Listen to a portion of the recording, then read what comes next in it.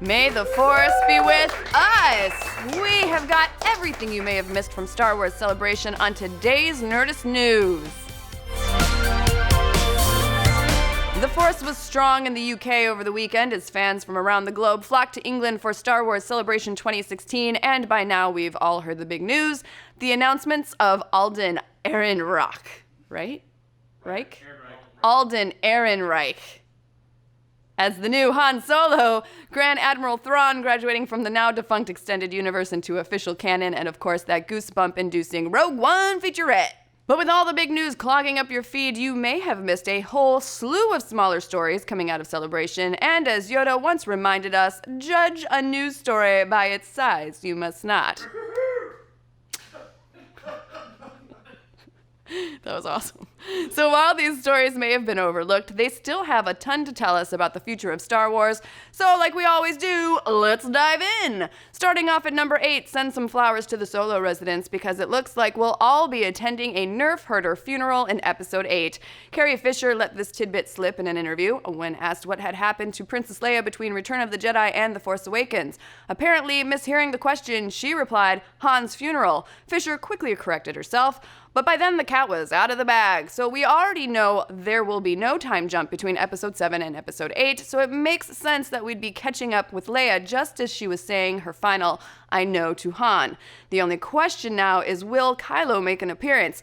And you know he'd be the type of kid to make a family funeral all about him, cause that guy. Kylo Ren is a punk bitch. Seriously. Next, at number 7, sorry typography nerds, but Rogue One is going to be the first Star Wars movie without an opening crawl.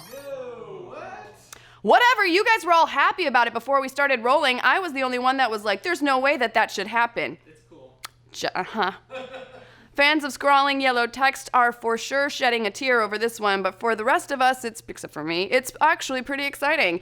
One of the coolest things about the Star Wars anthology flicks is the chance to see some original takes on the franchise, abandoning one of the most iconic elements of Star Wars, the crawl that has opened every film for over 30 years, cause why follow tradition? Seems like a pretty bold declaration of intent.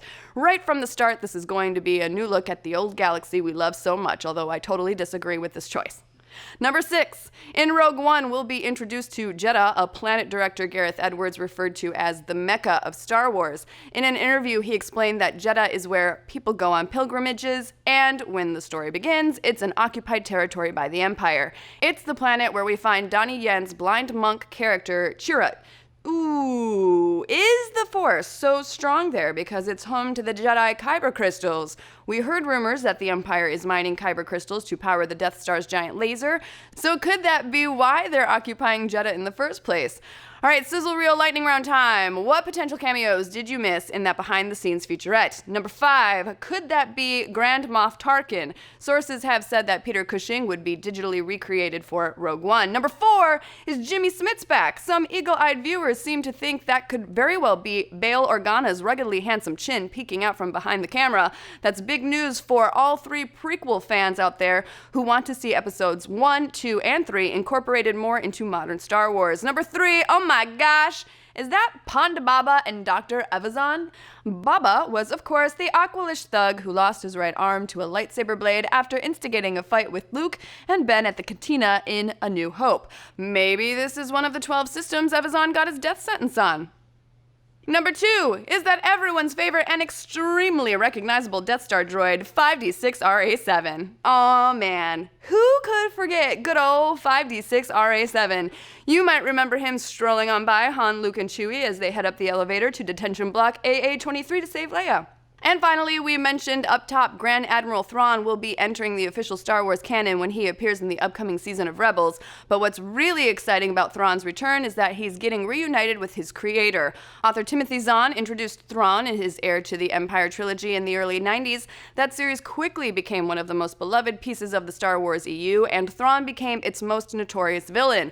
Well, now Zahn is writing a new novel starring Thrawn that will also be an official part of Star Wars canon. Not only is it awesome to see a creator retaking control of his greatest creation, but it opens up all sorts of questions about what other elements of the EU might be making its way into Star Wars proper. Sadly, we won't see Mara Jade anytime soon, at least in Rebels, according to Dave Filoni, the series creator.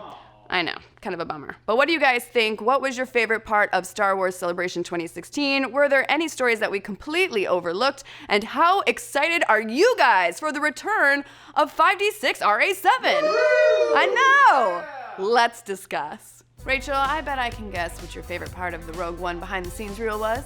Was the Mon Calamari. Hopefully we're getting some sort of Akbar family backstory, maybe a spin-off into... That seems so weird. Wouldn't that be great? Just like, you just cut to a scene that's just like... He's got like gazillions of kids. Yeah. There's just like little Akbar babies running all over the place. Like I always told, I don't know why I made him Southern, but that's a try. Like that's gotta be his like grand, I don't know. Man, but it made me very excited. I screen capped it, I tweeted it. But yeah, it looked really good. I'm excited to see this one. Well, I'm excited for you. Also, can we talk about Comic-Con? Because we got a ton of stuff. Yeah. And I'm pretty stoked. I'm super excited. I can't believe we're on Comic-Con week. Now it's just like, we just gotta do it and we're gonna have a good time. But we're gonna be back at Petco Park on the second concourse from Thursday through Sunday doing celebrity interviews. We have laser tag again. Geek and Sundry's there with us, and they have archery and board games and giveaways. It's gonna be so much fun. It's summer camp themed, so it's gonna be super, super fun. We're also doing panels at Comic-Con, the official panels. So you can find us all over. We'll be running around. We might need a time turner, but we'll be there, and we hope to see you guys there too. #Carnival. Check it out. Check out the full schedule. Come see us there. That was good. Thanks. Man, that was a rundown. I've been thinking about it for months. Damn. So my whole brain is spreadsheets right now. It's just a whole bunch of spreadsheets. So Guys, check out Nerdist.com for all the details, and we will see you there. Yay!